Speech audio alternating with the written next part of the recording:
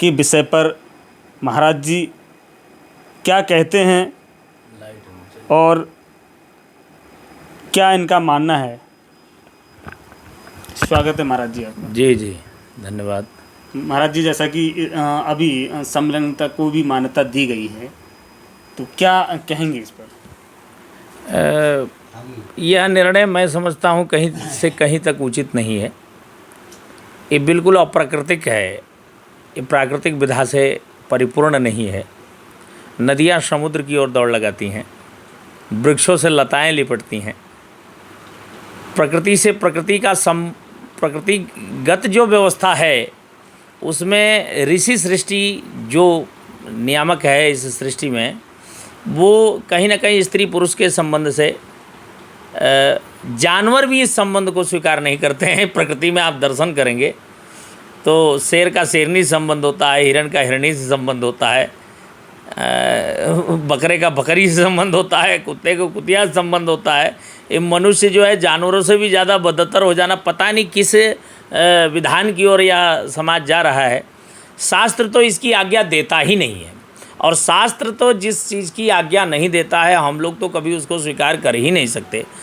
खड़दर्शन विश्व अखाड़ा परिषद का मैं राष्ट्रीय प्रवक्ता हूँ, तो मैं इस समलैंगिकता का अपने साधु समाज की तरफ से बिल्कुल विरोध करता हूँ, और ये कहीं से कहीं तक उचित नहीं है। ये बिल्कुल नहीं होना चाहिए, स्वीकार नहीं है।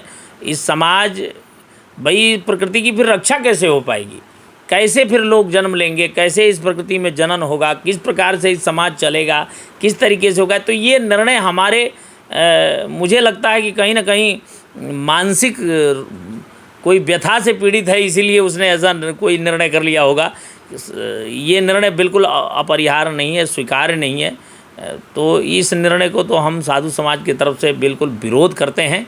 समलैंगिकता का पूरी तरीके से विरोध है, पूरी तरीके से विरोध है। महाराज जी, जैसा कि हम न्यायपालिका पे बहुत भरोसा करते हैं और ये निर्णय भी न्यायपालिका द्वारा लिया गया है। देखिए, न्यायपालिका के प्रति बहुत सम्मान है।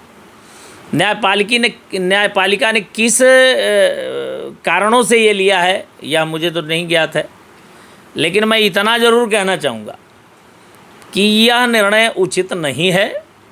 और लोकतंत्र में ये भी संविधान में विधान है, न्यायपालिका भी संविधान से ही चलती है। उसमें ये विधान है कि गलत को गलत कहा जाए, उसका विरोध करने का हमको अधिकार प्राप्त है। तो मैं इस समलैंगिकता का अपने साधु समाज खड़दर्शन विश्व अखाड़ा परिषद का राष्ट्रीय प्रवक्ता होने के नाते मैं इसका विरोध करता हूँ। ये कहीं से शास्त्र सम्मत नहीं है। अगर पुरुष से पुरुष का संबंध होगा तो कैसे बालक का जन्म होगा, कैसे उस सृष्टि का फिर से पालन होगा, किस तरीके से सृष्टि चलेगी, ये समझ से परे है। ये कहीं से कहीं तक शास्त्र विरुद्ध तो है ही है।